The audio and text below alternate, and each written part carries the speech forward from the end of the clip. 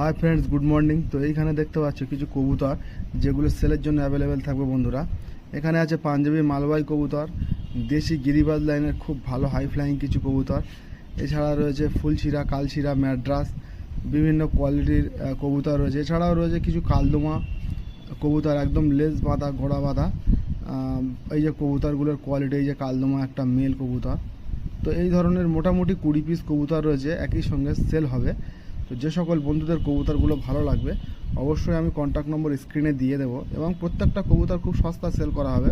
আর যদি কোনো বন্ধু একই সঙ্গে নেয় তো সেক্ষেত্রে অনেক কম করে রাখা যাবে, তো সে বিষয়ে কোনো সন্দেহ নেই।